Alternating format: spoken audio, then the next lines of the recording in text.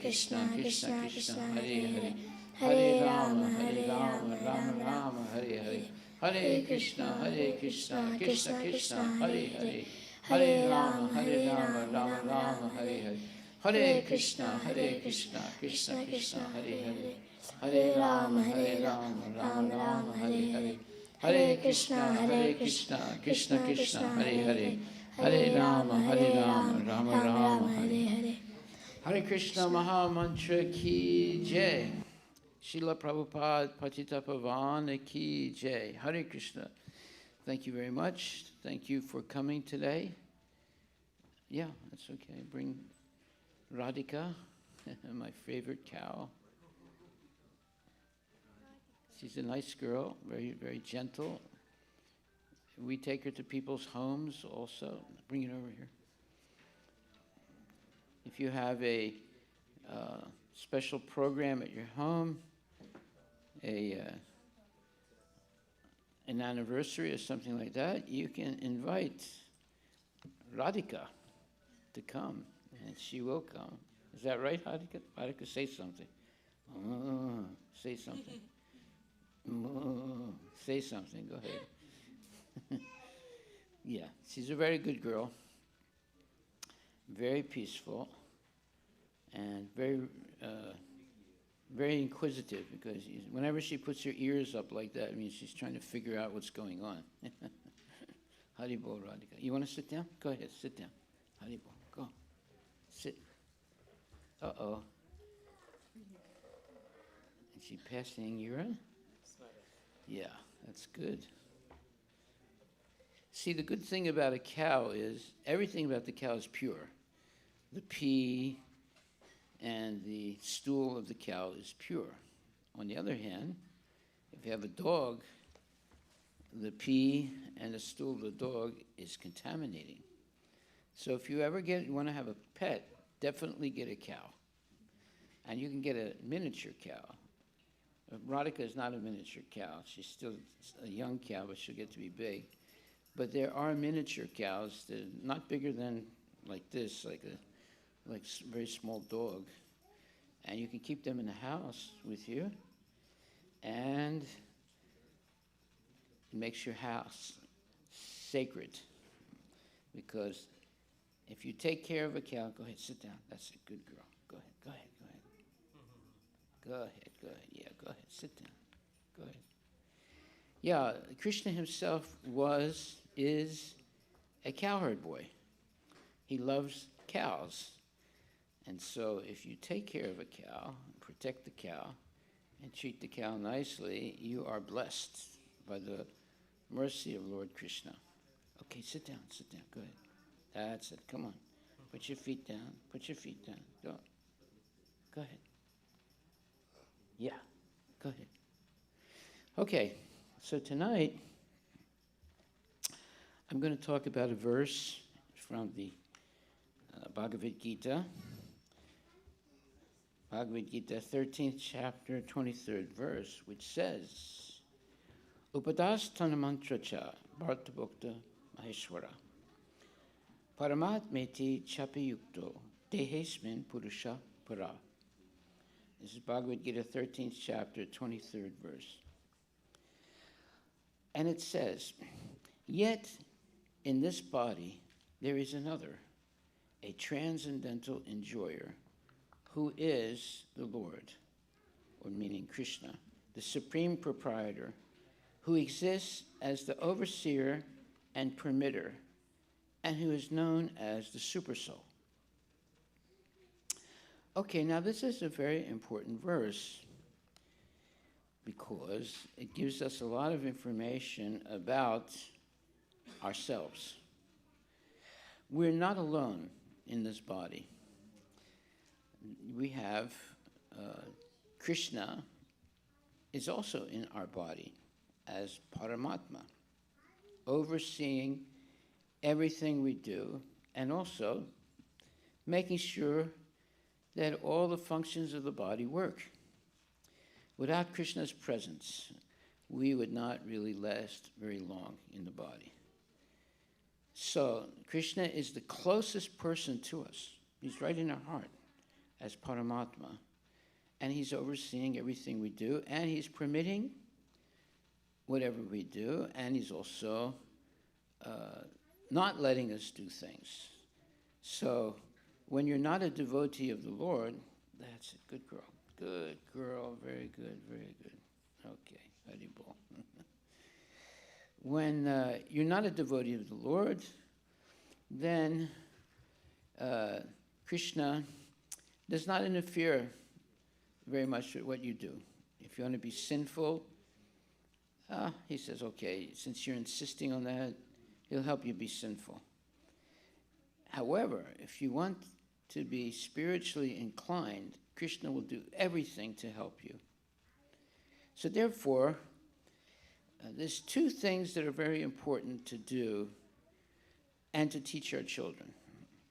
One is to serve and love Krishna. That is actually the real, let's say, dharma of the living entity. We all originally have come from Krishna. Therefore, we have the obligation to serve the Lord with love and devotion. If we do that, all problems of life go away. I can guarantee that. And secondly,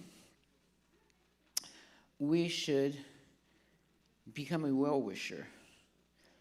Always wish good things to happen to others. If you do those things, then you will see that your life changes and you no longer are disturbed by whatever happens in this world. And you build up your faith that Krishna is protecting you at all steps of life. If Krishna protects you, you have nothing to worry about. Rake Krishna Mariki, Mare Krishna Rakiki. If Krishna protects you, no one can kill you. If Krishna does not protect you, and if Krishna wants to kill you, no one can save you. So we should get on the right side of Krishna. And how do you do that? It's very simple. Chant the Hare Krishna mantra. Hare Krishna, Krishna Krishna, Hare Hare, Hare Rama, Rama Rama, Hare Hare. This is the Maha mantra. Maha means the great mantra for salvation from the cycle of birth and death. So we should pay special attention to this Maha mantra. In fact, the more that we repeat it, the closer we come to Krishna. And the closer Krishna comes to us. Krishna is in our hearts. He knows everything we're thinking, everything we're desiring, everything we're doing. Therefore, if he hears you chanting Hare Krishna, he becomes very, very happy. If he sees you protecting a cow, then that's even more beneficial because Krishna himself is a cowherd boy. He loves cows. And if you have a cow, just like we have Radhika, she's a very, very sweet cow. She's only about, 5 months old now? 2 months old, okay. She's only 2 months old, so she's like a baby. See, she says, when she puts her ears like that, that means she's listening very carefully to what we're saying because we mentioned her name, so she knows we're talking about her. Yeah, she's a wonderful cow. And she breeds, or she will give peace and happiness to anyone that takes care of her or pets her. Now, if you have a dog as a pet, that's a big mistake. Why? Because the pee and the stool of the dog is contaminating. But if you have a cow, the pee and the stool of the cow is purifying. Everything about the cow is purifying.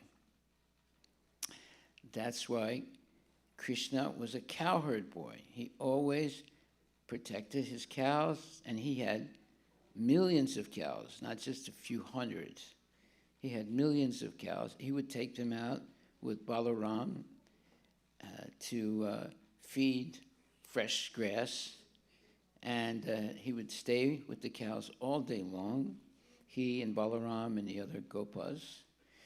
And then as night started to come, they would come back, and the mother, Krishna's mother, Yasodamaya, would bring lunch to Krishna and Balaram and the other Gopas, or cowherd boys, and they would all sit like around Krishna and enjoy Yasodamaya's delicious prasad. And then they would play games, and the cows, they would keep their eyes on the cows, make sure they wouldn't go too far away. And then as nightfall started to come, they would come back to the compound of Vasudeva and Yasoda Mai, and it was a very idyllic existence, all based on love of Krishna and also protection of cows. Protecting cows is very important. Unfortunately, we live in a country where people protect dogs, but they eat cows. That's the biggest mistake you can make in your life. If you eat cow meat, like sirloin steaks and ribs and all the nonsense things that people eat today, you will be forced to take as many births as there are hairs on the body of the cow and be slaughtered in your next lifetimes. It's a very serious thing to hurt a cow or eat cow meat. So make a vow today not to do that. If you want to have a peaceful life, and you'll be protected then by the mercy of Krishna, because Krishna loves cows. And if he sees that you're protecting cows rather than trying to eat them, he will protect you. Many times I get phone calls from Muslims who hear that I have a farm and I have cows. And they call me to buy a cow so they can slaughter the cow and eat it. And I tell them, we don't sell cows. And he said, how come? I said, we protect them. He said, why do you protect them? Just sell me one. I want to eat the cow. I said, no. He said, what is your address? I said, I'm not telling you my address. Because if I tell them the address, they might come and steal the cow, you see. So we're not like the Muslims. And the Christians. Christians also eat cows. The Muslims eat cows. The Christians eat cows. Demons eat cows. In fact, they're all demons, because if you eat a cow, it's one of the worst things you can do. It's very, very sinful. And we see today that in the United States alone, there's millions of cows that are being eaten. It's about, why don't you look it up? It's like 55 million a year. Yeah. That's a lot of cows. And that's why there are so many bad things that happen in this country. If they only did this one thing, give up eating cows, many things would change in this country. And if they gave up more than that, like giving up illicit sex and gambling and, of course, meat eating and intoxication, then this would become Vaikuntha. This country would become Vaikuntha, a very holy place. How many is it? 36 million? Cattle, yeah. Yeah, it doesn't count the other things they eat also. When you talk about fish, it goes into the billions, yeah. So we see that people are in such deep ignorance that they are unwittingly committing very sinful acts. They don't even know it's sinful. In fact, I was like that too. I born as a Christian, and in my family we ate meat. I didn't know it was bad. I didn't realize that until I joined the Hare Krishna movement. And then I realized, wait a minute, that's one of the worst things you can do. If you eat cow meat, you take as many births as there are hairs on the body of the cow, and you'll be slaughtered. So that's one of the worst things you can do. That's why I always have Radhika with me when I speak, so that the children can see the cows and the adults. And you see, this is a very rare thing, to be able to pet a cow, cuddle the cow, and kiss the cow, and protect the cow. Krishna himself, as I said, is a cowherd boy. He protects cows. So anybody who protects cows will be favored by Krishna. There are different ways of being favored by Krishna. One is, of course, by having a cow and protecting the cow. Another is by chanting Hare Krishna Mahamantra. Hare Krishna, Krishna Krishna, Hare Hare. Hare Rama, Rama Rama, Hare Hare. When you chant the names of Krishna, he takes special, he gives you special, let's say, protection himself, because he's very pleased that you're chanting his name. And this is the way to communicate with God. You can say by praying you can communicate with God, but the Hare Krishna mantra is the Maha mantra, the most exalted mantra to communicate with God. Therefore, the devotees, we always chant on our beads, Hare Krishna, Krishna Krishna, Hare Hare, Hare Rama, Rama Rama, Hare Hare. By chanting the Hare Krishna Mahamantra, you are associating with God directly. Now, this is important.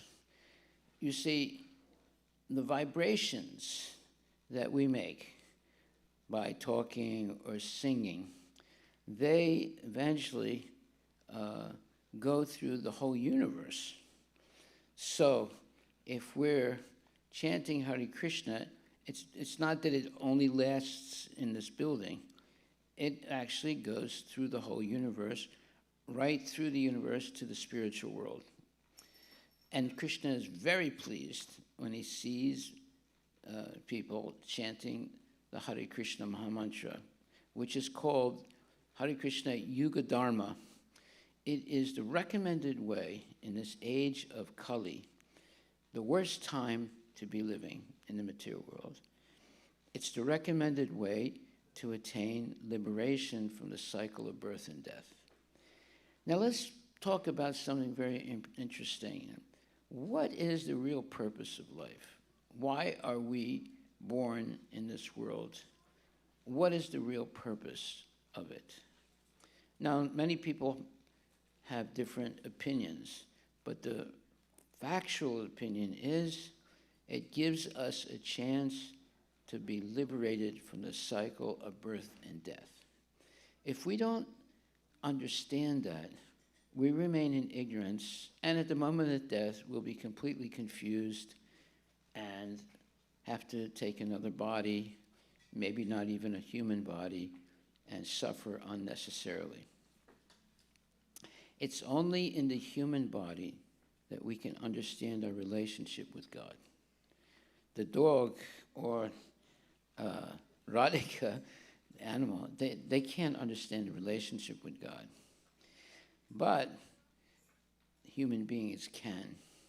So, if a human being doesn't really try to understand their relationship with God, they will, in their next life, they'll take birth as an animal or even lower than that. You can end up being a cockroach or a snake. So you don't want that to happen. Now, how is that possible? Because even though our body is temporary, our soul's eternal. And there are 8,400,000 different species of living entities. starting from aquatics to birds and to mammals and so forth. So to come to the human body, we have gone through over 8 million different incarnations and forms. You know, the fish, the birds, the mammals, and so forth, before we come to the human form of life. So the human form of life is very special. Therefore, we have more responsibility than the animals. The animals can't understand their relationship with God. So although Radhika is such a nice and gentle cow, she can't understand her relationship with God. But human beings can. And if you don't try to understand your relationship with God, you will make the biggest mistake of your life. By understanding our relationship with God or Krishna and acting in that relationship, we can be liberated eternally from the cycle of birth and death and go back to Vaikuntha. Vaikuntha means that place where there's no longer kunta, which means suffering and misery and fear and death. So Vaikuntha is liberated from all those things. So we should become very, very interested in hearing these things. By the way, let me ask some questions here. Sir, have you ever heard anything about Vaikuntha before? Here or somewhere else? Here. Okay. And do you actually think that after you die, there's life? Yeah, there are like you take birth again multiple times, right? Not only multiple times. Yeah, many times. Many, many times. Yeah. We've already, to come to this human form of life, we've already gone through 8,400,000 different species to get to this human form of life. And there's a big responsibility. Like Radhika and animals, they don't have the same responsibility that we do. They don't have the ability to understand their relationship with God. However, in the human form of life, we have the responsibility to understand our relationship with God. That's why we have the human form. If we don't do anything to understand our relationship with God, we'll go back into the animal world or even lower, like insects and worms and so forth. Yeah, it's okay. So we have to ask ourselves some questions. The number one question we should ask ourselves is, why am I being forced to be born? Do you remember choosing to be born? No. No. You were forced to be born. Why am I forced to get old? Are you choosing to get old? No. No. Why am I forced to die? Do you want to die? No. So you don't really become conscious of what's happening to you until you ask this question, why was I forced to be born? I don't remember choosing to be born. Why am I getting sick? I don't choose to get sick. Why am I getting old? I'm not choosing to get old. And why am I going to die? I don't want to die. Unless we ask questions like that, we can go through our whole life in ignorance and die in ignorance and be forced to take another body and start all over again. Okay, so let me ask you another question. And I'm not picking on you, I'm just ask you another question. Do you actually believe that there's a spiritual world? Yep. Yes? Yeah.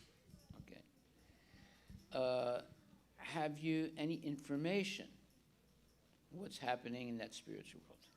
No. No Okay. information. So you're going to learn something new today.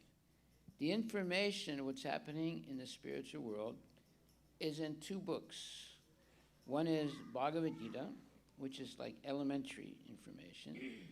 And then there is the Srimad Bhagavatam that gives you tremendous information of what's happening in the spiritual world.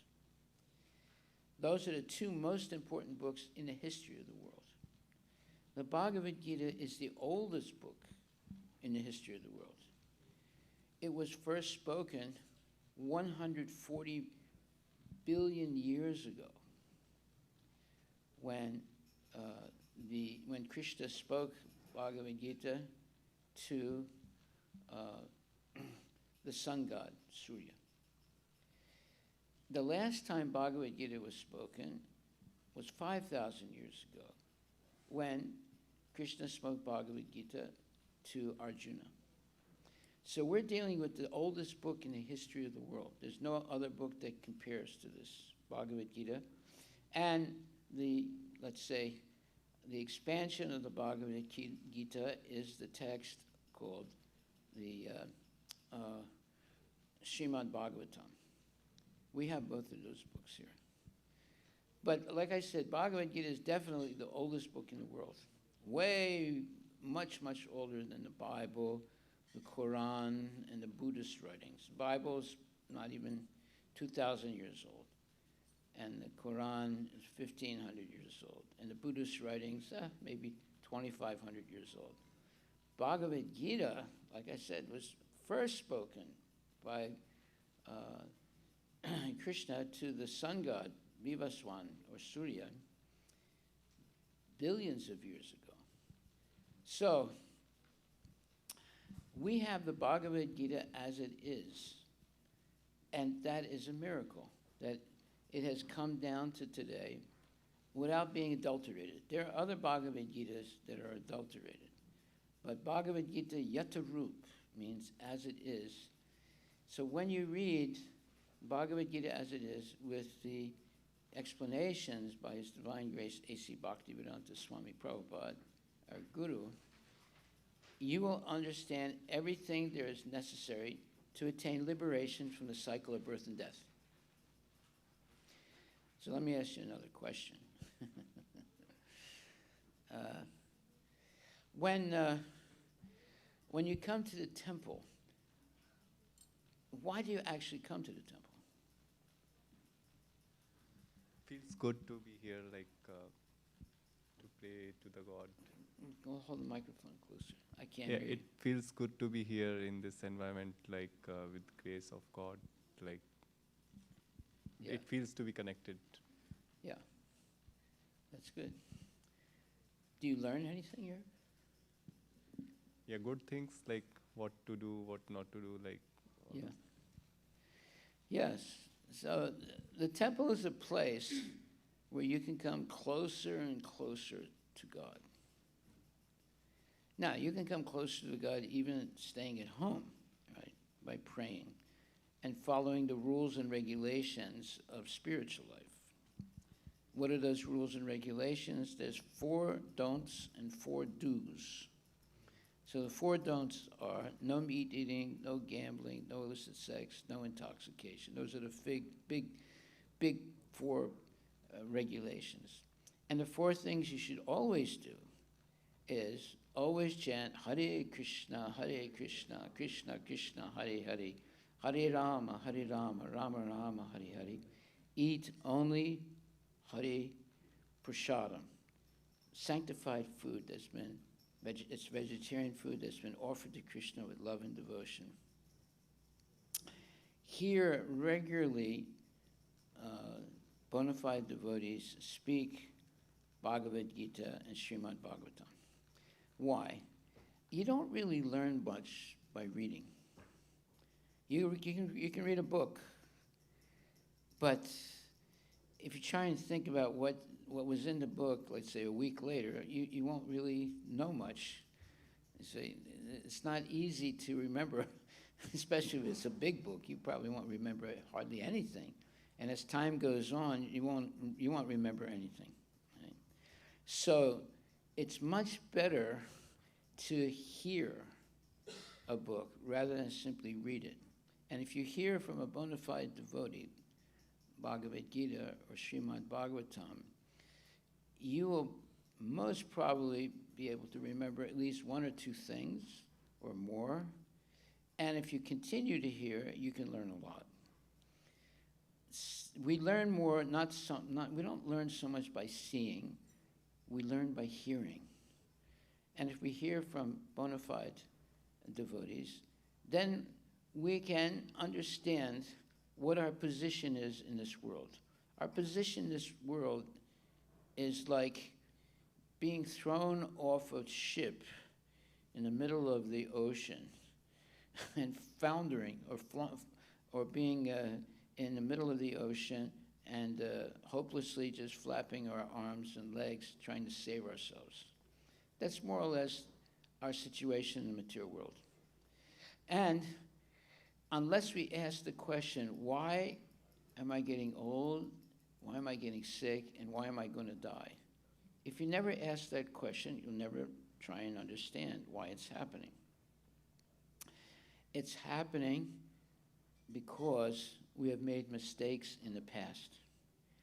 Just like when you make a mistake, like let's say you're speeding over the the recommended or the legal speed limit, you'll get stopped by a policeman and you'll get a ticket. And if you get caught 2 or 3 times speeding, they probably can take your license away. And if you drive without a license, they'll put you in jail. Right? So our position in this world is like that. Why would a person keep speeding even after they get so many tickets? Because of ignorance. In the same way, why do we do things that will put us again in the cycle of birth and death when we have a chance and the ability to free ourselves in this lifetime from the cycle of birth and death? So therefore, it's very important to get as much information as possible of how to free ourselves from birth, death, old age, and disease. That's the real purpose of the human body. The animals, they eat, they sleep, they mate, and defend. There are human beings that all they do is eat, sleep, mate, and defend, like the animals. So they will, in their next life, become an animal.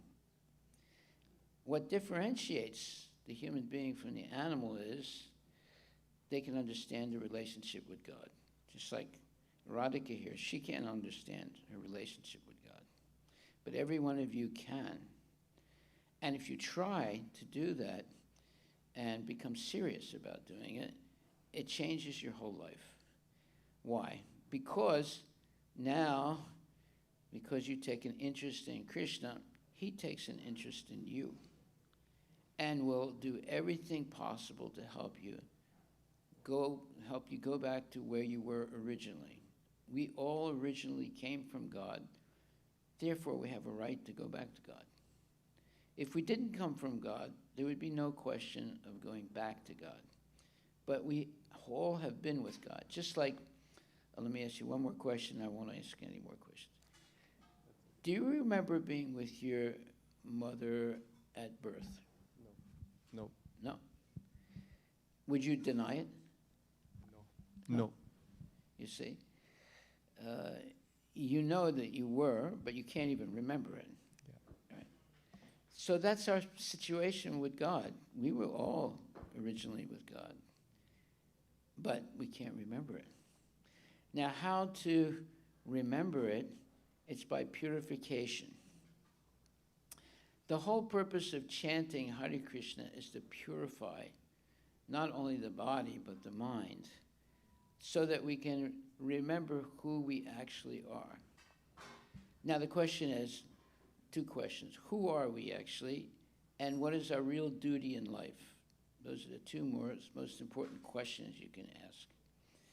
Well, who are we? We are the sons and daughters of God, or Krishna, the Supreme Personality of Godhead. And what is our real duty in life? It's to serve Krishna with love and devotion. If we can understand those two things, we become a genuine devotee of the Lord, and from that point on, Krishna gives us knowledge, remembrance, and forgetfulness. What do we forget? We forget all about sinful activities. It means we give them up completely. And we just take up spiritual activities, not just in the temple, wherever we are. So you can be connected to Krishna anywhere in the world. And because of that, if you practice Krishna consciousness in other places, you can turn that place into the spiritual world. Just by practicing Krishna consciousness, chanting Hare Krishna, cooking food, vegetarian food, then offering it to Krishna, then inviting people to come and have some prasadam, and reading Bhagavad Gita with other people, discussing it, you can make that place, wherever you are, a sacred place. So that is the real purpose of becoming a devotee. A devotee knows how to transform matter into spirit. Actually, everything is spiritual because everything is made by God. We don't realize that because of ignorance. But as we become more and more advanced in spiritual life, we suddenly realize, wait a minute, everything is spiritual because everything has come originally from God. The only problem is that people don't realize that, therefore they're not using everything in the service of God. So in Krishna consciousness, we learn this transcendental principle of how to use everything in the service of God. Now, someone might say, well, how can you use the atomic bomb in the service of God? Yeah, we would use it on the atheists. But no, we don't want to kill anybody. We are killers. We kill people's desires for sense gratification. And we teach people how to use the senses correctly to please God and to be healthy. If you please God, then God will take care of you, and you'll be healthy and happy, and you'll be protected. So we should want that. Just like if you have a child, most mothers and fathers are always worried about the safety of the child. But you can't always protect your child. Sometimes you take your eyes off of the child, and the child can do something that puts themselves in danger. So the best insurance policy that you can have is the protection of Krishna, because Krishna is in the heart of every living entity. He gives knowledge, and he gives remembrance, and he also gives forgetfulness. Especially little children, they have to be watched all the time.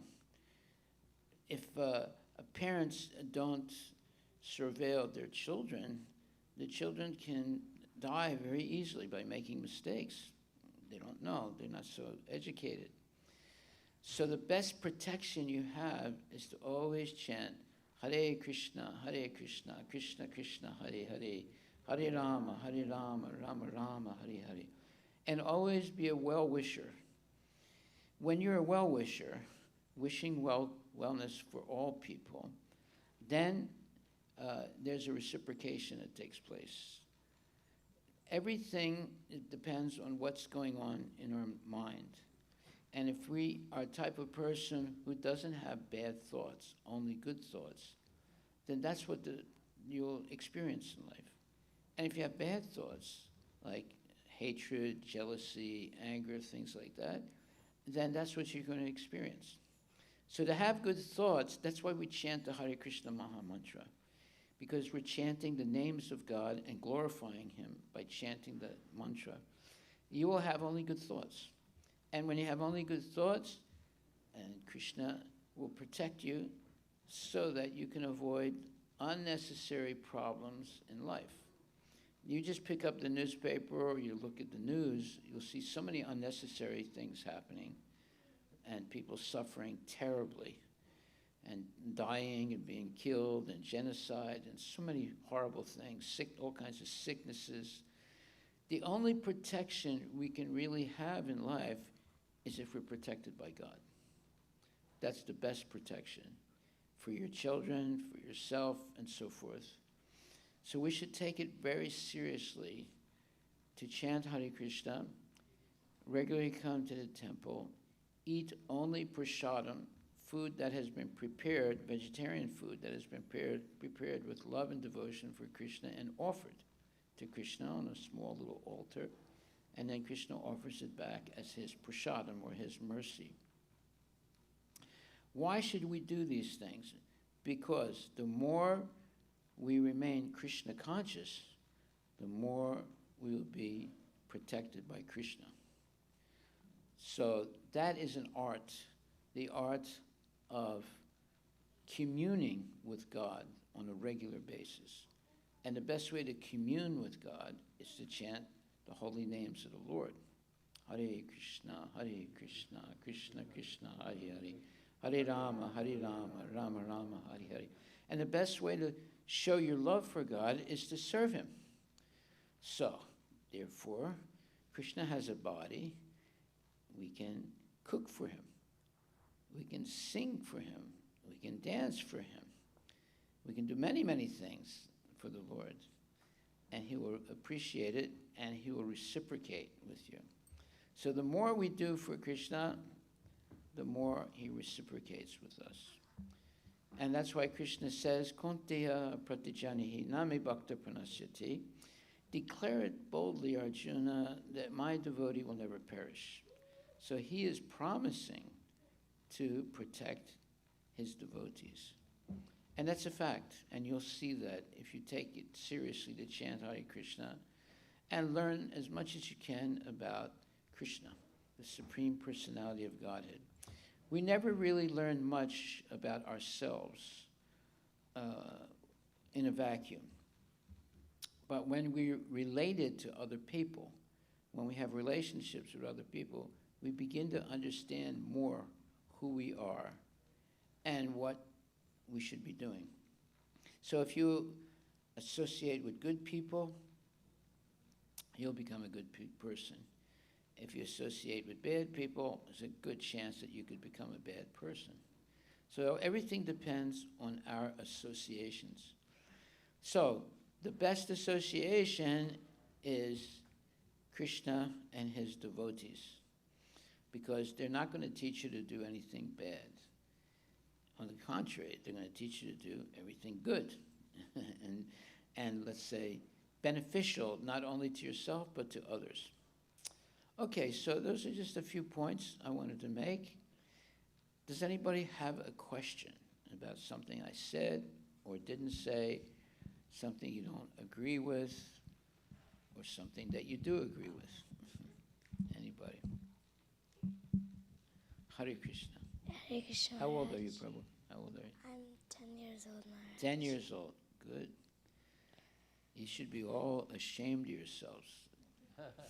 You have no questions at all, but this 10-year-old boy has a question. Go ahead. By the way, you never learn anything unless you ask questions. Go ahead. Hare Krishna, Maharaj, I had a question. Like, if you broke one of the regulative principles, Yeah. and then First of all, say what those regulative principles are. no meat eating, no gambling, no illicit sex, no intoxication. Okay, those are the 4 big items. There's some more, but those are the big items. Go ahead. If you broke any of the regulative principles before coming to Krishna consciousness, and then, like, after a while, then you learn more about them, and then came to Krishna consciousness, do you still get the sin for it? Okay, I didn't quite understand. Say it slower and louder. Like, before you came to, like, before anyone came to Krishna consciousness, Yes, and they broke one of the principles, yes, and then they came to Krishna consciousness, yes. do they still get the sin because they didn't know? But Okay, this is a very good question. I'm glad you asked it. And I'm going to tell you what happens. If you come to Krishna consciousness, and let's say you were the worst person in the world, maybe you killed somebody, or you cheated people, or you lied, or whatever, right? If you become a devotee, all your past karma is put on hold. It's not eliminated right away, but it's put on hold. Because you cannot become a devotee unless your karma is put on hold. Jai Shri Shri Radha Nila Madhava Ki Jai. Then, if you continue to be Krishna conscious, little by little, one by one, all the sinful things you've done in the past are eliminated. It's not eliminated right away, but it's put on hold, because unless your bad karma is not put on hold, you can't engage in Krishna consciousness. But when Krishna sees you want to be a devotee, you want to follow the regulative principles, then immediately he puts on hold your whole history of karma so that you can engage in Krishna consciousness. And as you continually engaging in Krishna consciousness, one by one, all the sinful activities you performed in previous lives and in this life are eliminated. Not right away, but gradually, as you're making more and more you're progressing spiritually. So this is the mercy of Krishna. In other words, right away, if you have an interest in Krishna consciousness and you begin to do some service, your whole history of karma is put on hold. It's not eliminated yet, but it's put on hold. But if you become more and more engaged in service and actually accept bona fide spiritual master, in other words, get initiated, gradually your whole karma from previous lifetimes and this lifetime is eliminated, and you become a genuine devotee. Okay? Yes, Maharaj. Thank Very you. good question. Thank you, Maharaj. Any other questions? You have a question? No, you? Do you have a question? No? No questions at all? Yes, sir. Give him the microphone, please.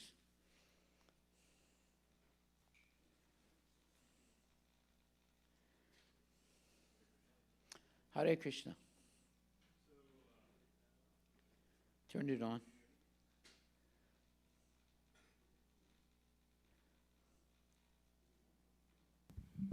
Okay. The question is about, like, I don't recall exactly, you had mentioned about Krishna giving the Gita. It was kind of the dialogue between Krishna and Suridev. It was 5,000 years back, and then you mentioned something like 1 billion years back. So Krishna and Arjuna. Arjuna, that was 5,000 years back, and then you mentioned something 1 billion years back. That is Krishna speaking to Vivaswan, the sun god. Okay, so that's where it's more like it's a curiosity and ignorance combined, which is, how do you come up with that 1 billion years back, this happened? I'm not questioning it happened or not. I'm just like, what kind of drove that period? Like, how do you come up with that number? Why is it 1 billion? Why not something else? And how do you arrive at that? I was just curious. And I'm just asking out of my ignorance at this point. Oh, that's a very good question. That's an honest and valid question. How do we know anything about spiritual life? It's by reading the Shastras. So if you read Bhagavad Gita and also Srimad Bhagavatam, you will learn everything, the whole cosmology of the universe and the whole timetable of the universe. You learn all those things. All knowledge are in these two books, Bhagavad Gita and Srimad Bhagavatam. Srimad Bhagavatam, of course, is many volumes of it, 18 volumes of it. And Bhagavad Gita, of course, is one book. How do you learn anything? Like, how do you learn to be a dentist? Study a lot. Study books, right? And learn from teachers, right? So the same way, we have books. Our two major books are called Bhagavad Gita and Srimad Bhagavatam. And by the way, like I said before, Bhagavad Gita is the oldest book in the history of the world. The Bible is only 2,000 years old. The Quran is 1,500 years old only. And by the way, there are a lot of mistakes, spiritual mistakes in the Bible, in the Quran, and also in the Buddhist writings.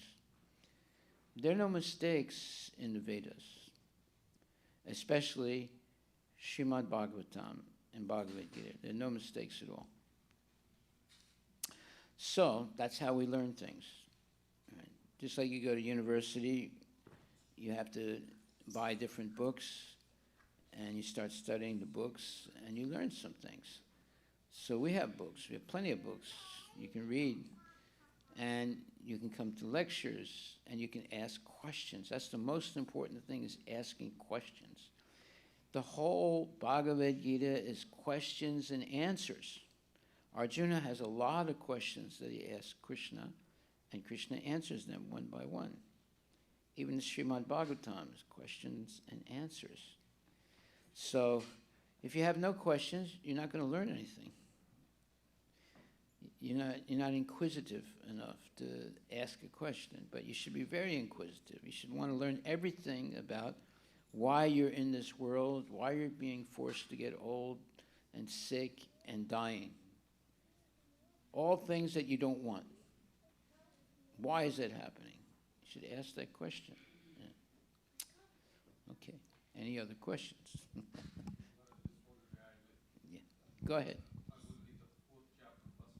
Yeah. Yeah, go ahead, read it.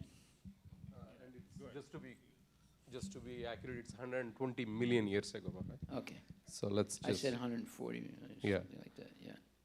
So here in this 4th chapter, 1st verse, Prabhu, so if you use the Bhagavad Gita as it is, so the verse says, Sri Bhagavan Uvacha, that is Lord Krishna speaking, Imam vivasvate yogam proktavan aham avyayam vivaswan manave praha manu rikshvakave bravit. So the translation by Srila Prabhupada is, the personality of Godhead, Lord Krishna said, I instructed this imperishable science of yoga to the sun god Vivaswan, and Vivaswan instructed it to Manu, and the father of mankind, and Manu in turn instructed it to Ikshvaku. So then the purport by His Divine Grace A.C. Bhaktivedanta Swami Prabhupada, herein we find that the history of Bhagavad Gita traced from a remote time when it was delivered to the royal order of all planets, beginning from the sun planet. The kings of all planets are especially meant for the protection of the inhabitants, and therefore the royal order should understand the science of Bhagavad Gita in order to be able to rule the citizens and protect them from the material bondage to lust. Human life is meant for cultivation of spiritual knowledge in eternal relationship with the Supreme Personality of Godhead, and the executive heads of all states and all planets are obliged to impart this lesson to the citizens by education, culture, and devotion. In other words, the executive heads of all states are intended to spread the science of Krishna consciousness so that people may take advantage of this great science and pursue a successful path, utilizing the opportunity of the human form of life.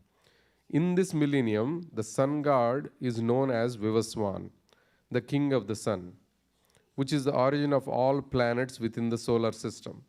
In Brahma Samhita 5.52, it is stated, Yakchakshuresha Savita Sakala Grahanam Raja Samasta Suramurti Rasesha Tejaha Yasyajnaya Brahmati Samrita Kala Chakro Govinda Madi Purusham Tamaham Bhajami. Let me worship, Lord Brahma said, the Supreme Personality of Godhead Govinda, who is the original person and under whose order the sun, which is the king of all planets, is assuming immense power and heat. The sun represents the eye of the Lord and traverses its orbit in obedience to his order. The sun is the king of the planets, and the sun god, at the present name is Vivaswan, rules the sun planet, which is controlling all other planets by supplying heat and light.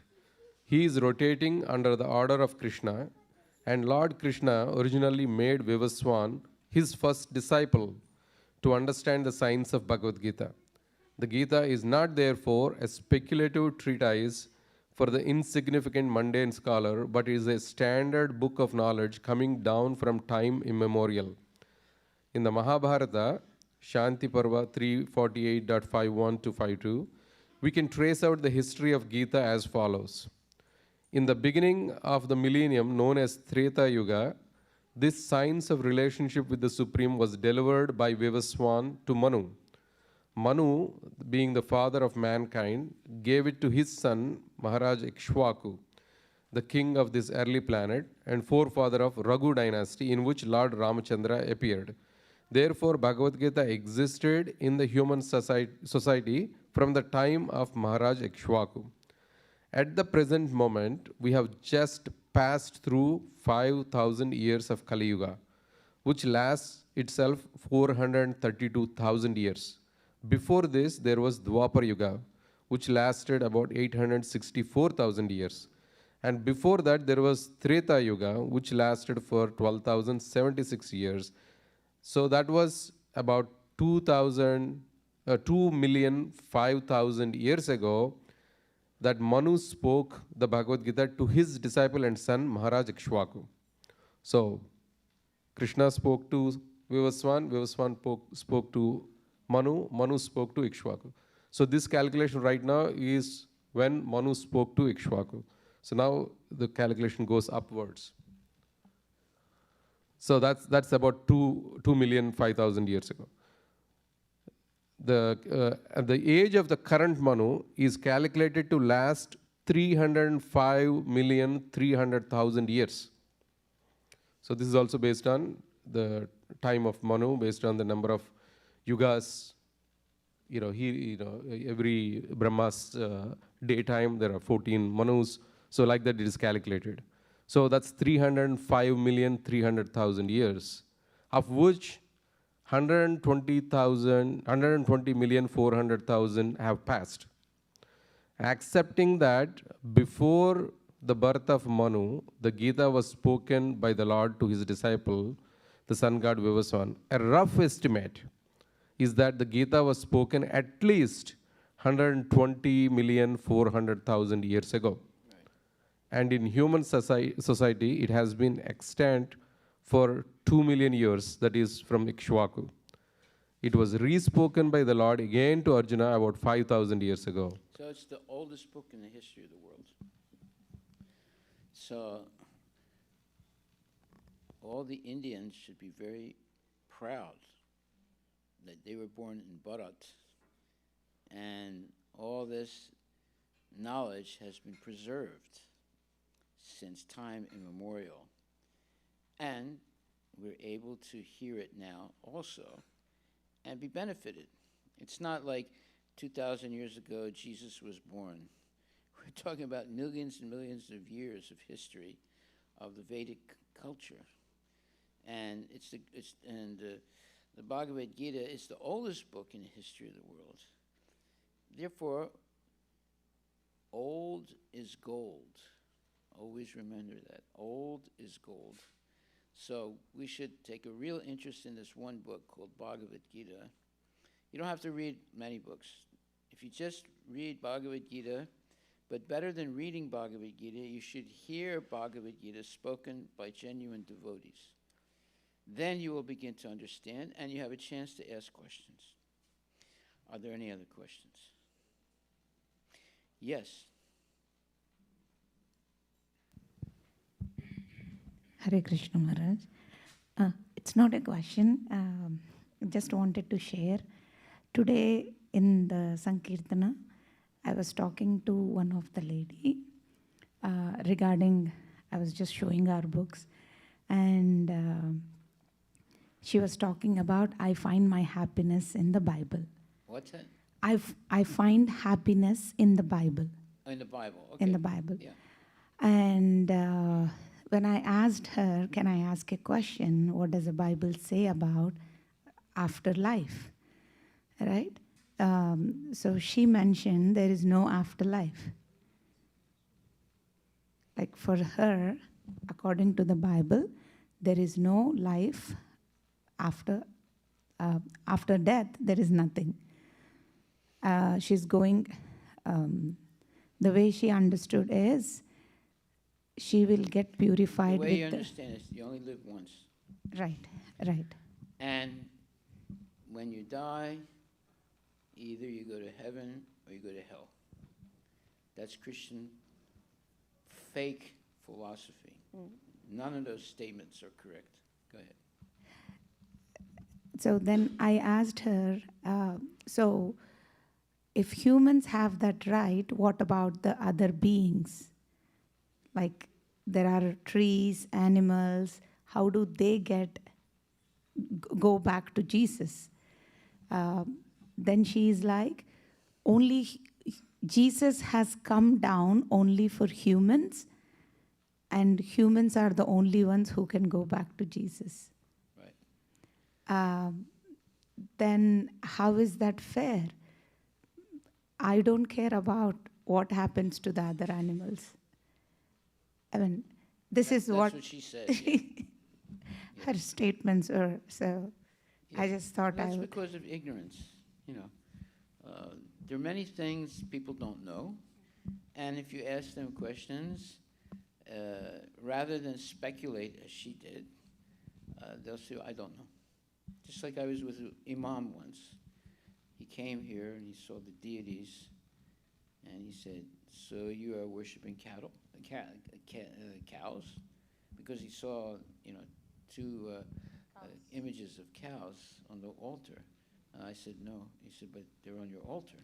I said, "Yeah, it's because we love cows and we protect them." I said, "But let me ask you a question. When you go to the toilet, do you take the Quran in the toilet?" He said, "Oh my God, no, how can you ask such a question?" I said, "Just answer the question. Do you take the Quran into the toilet?" He said, "No."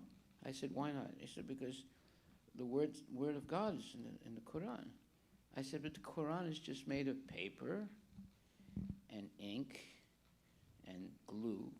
It's a material thing." He said, No. It's because the holy, it's holy because it has the words of God." I said, "Now you understand deity, the principle of deity. Our deities are not statues. They're not idols. They're real. And because of that, we feed them 6 times a day. We bathe them and dress them. We dress them twice a day. And we worship them 6 times a day because they're not idols. And it's just like you don't take the Quran into the toilet because it's a sacred thing, although it's only paper and ink and glue. See? But it's something that has become sanctified. And our deities are sanctified by the different ceremonies, the pran pratishtha ceremony, to sanctify them so that they can receive, let's say, offerings from the devotees, and they're reciprocal by giving their mercy to the devotees. So he didn't say anything after that. I mean, I could see how ignorant she is. I just told her, don't you want to ask any questions about, And she was like, I don't want to know. That's the truth. I don't want to know. You know why they don't want to know? Because what's being understood in schools today and in the culture today is you live once, and when you die, there's nothing. And that's their prayer. I spoke to one PhD lady, and she said, look, as far as I'm concerned, I have only one prayer. I said, you pray? She said, first she said she's an atheist. Then she says, I only have one prayer. I said, well, who are you praying to? She said, that doesn't matter, she said. She said, my only prayer is that when I die, there's nothing. Now, she doesn't know if that's what she's going to see when she dies, right? She's just hoping. That's a hope against hope. It's a wrong hope, because after you die, you don't die. You have an eternal soul. So there's a lot of ignorance today. There's more ignorance today. People think, oh, we've advanced so much in science. They haven't advanced at all. They're on the same level as the cavemen, as far as knowledge about the relationship with God and how to liberate yourself from the cycle of God. They haven't learned anything. So we're dealing with modern education is like training people to become cavemen. The cavemen, they didn't have cars and things like that, but they had more knowledge of God than the people today. So this is a big problem, but that's why we have classes. That's why we have books. That's why you go out on chanting in the streets and speaking to people and trying to help them become Krishna conscious. Any other question? Yes. Hare Krishna. Hare Krishna, thank you. So Krishna likes cows. Yes. So then how can Let me ask you a question. Do you like cows too? Yeah. Good. Go ahead. So then how can you pray to the cows? How come what?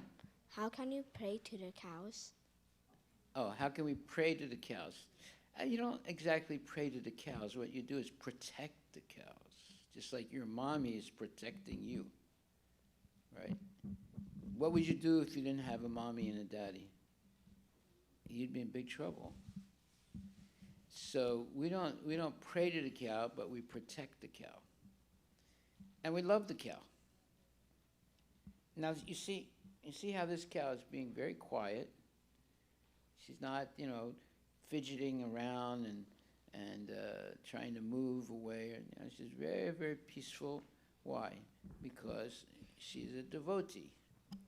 As much as is possible to become a devotee, she's very, what you would say, august. She's very decent animal. If there was a dog, they'd be running all over the place, right? And other type of animals. She's a very peaceful animal, and she has big ears, so she can hear a lot of things, more than we do. And therefore, we don't worship the cow, we love the cows, and we protect them. And just like your mother loves you and is protecting you. Hare Krishna. And I also have another question. Hold the microphone closer. I also have another question. Yes. So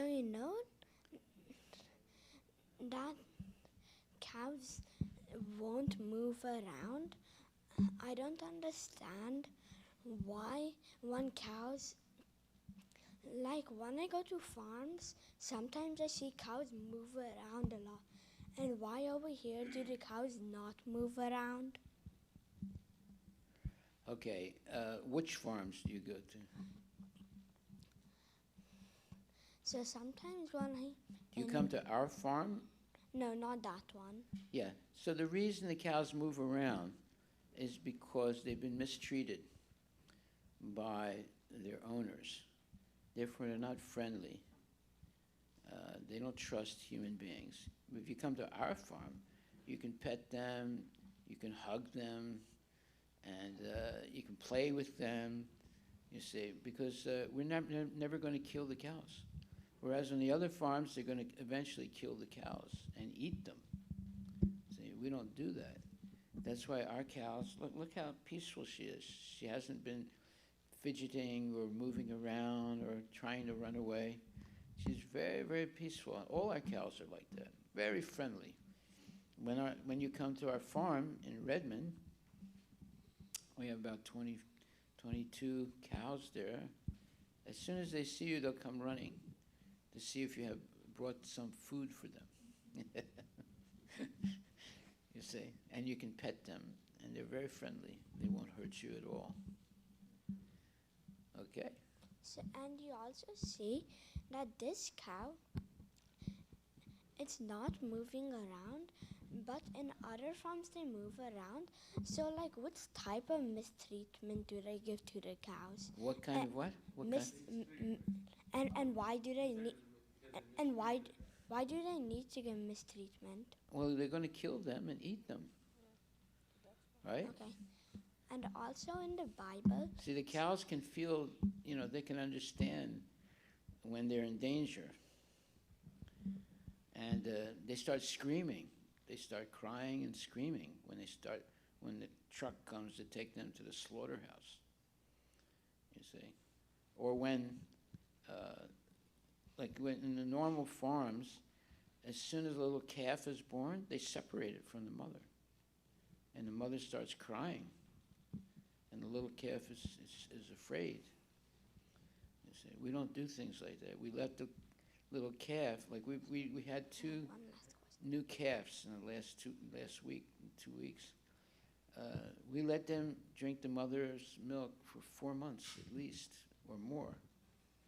Whereas in the farms, the materialistic farms, they hardly let the calf suckle the mother.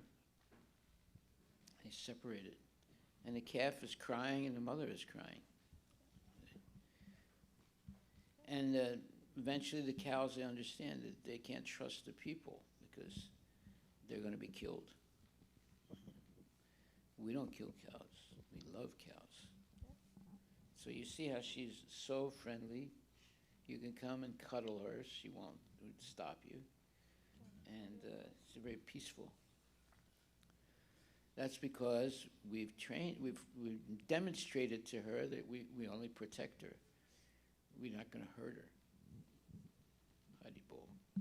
And you also know in the Gitas, so you know they're made out of paper Have to and speak ink. in the microphone. I can't So understand. you know they're made out of paper and ink, and you said you can't remember things, like you can't remember books. Then why are they made out of paper and ink? Like, why are they made out of the things what you said that people won't be able to remember? Well, can you remember, like, what I'm speaking tonight? Will you remember everything I said when you're going home? I won't remember everything, but I'll remember a part of it. You'll remember very little, I guarantee you. You see. So therefore, there's paper and pencil, or there's, dictaphones or whatever to help your memory. But the best way to help your memory is to come regularly and hear the lectures. Then you will learn. If you just hear one time, well, you might understand a little bit. But if you come regularly and you listen and ask questions, you never learn unless you really ask questions and you have good questions. See? Then you will learn. Even in school, forget about Hare Krishna. In school, if you never ask any questions from the teacher, you won't learn much.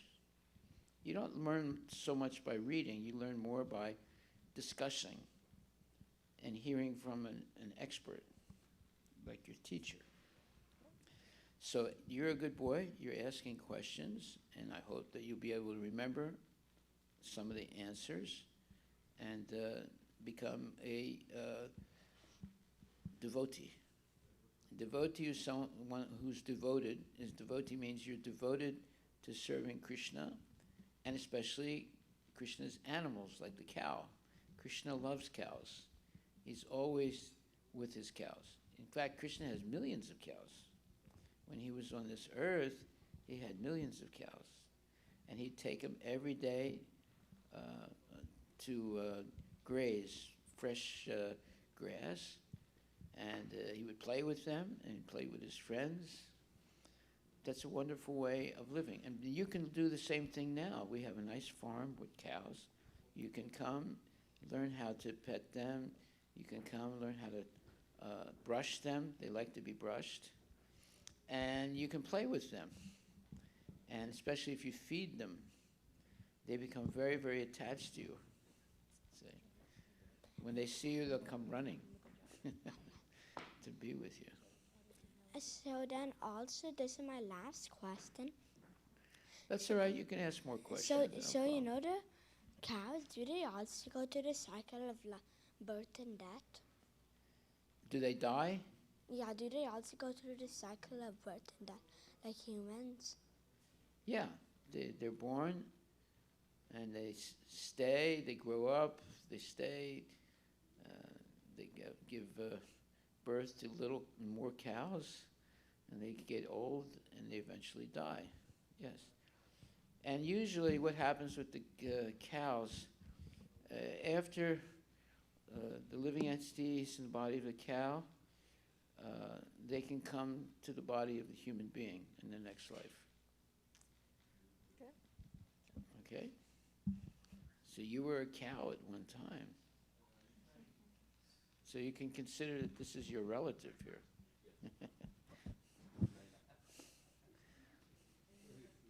And where do I give the microphone to? You're going to give the microphone to somebody that may want to ask a question. If there are no more questions, then we will adjourn and continue again the next when this is Sun. Yeah, tomorrow. Anybody else have a question? No. Ruhan? What name? Oh, Ruhan. Well, you're a very, very smart boy, Ruhan. Thank you very much. They were good questions, and you have a very nice mother. Haribol, Haribol, Haribol. So you can leave the microphone here. Hare Krishna. You see how nice it is to have a cow? Don't get a dog. That's the worst thing you can do. We don't have any pet. I'm done with these two boys there. That's enough. Yeah. Always asking too many questions, but No, that's good. That means he's a very smart boy. He's asking questions. Haribol. If you ever want to have a program in your house, like a housewarming, or anything like we can bring the cow, and the people will love it. she lives here only. We have a farm. So you take to Redmond and Yeah. then bring it here Yeah. daily? Not daily. Whenever I give a lecture, Okay. and we go to people's houses also with the cow. Yeah. I saw her is gone. Huh? Oh, sorry. Anand Mela. She was there. I was there with her. Yeah. Isn't that nice? Yeah, it's been like, what, 8 years now we have been coming here. You didn't see her before. Yeah, I did not see her, but yeah, they have been coming here since birth, both of them. They're good boys. So, yeah. You're doing a good That's job. why he's telling me, like in the temple, I pray to Krishna daily. But how can I pray to cow daily, Mama? Can we have a cow in the backyard? You can. You know, there are smaller cows than this. They're the miniature cows. But, you know, that's like having another Yeah. child. Yeah. You'd have to take care of them. Yeah. No, they can come to the temple and see the cow. Do you know anything about this Hindi class? I have been trying to reach. Hindi class. Yeah, I've been trying to connect with that lady Bhakti. Bhakti. Yeah. Bhakti Priya. You can't get in touch with her. No, she told me that by the time they do Anand Mela, dates will be out for the upcoming. Yes, yeah, that's true. Dates are out? Yes. Where? September 15th. She sent out an email. I don't have email. Can you take my contact then? Haribol.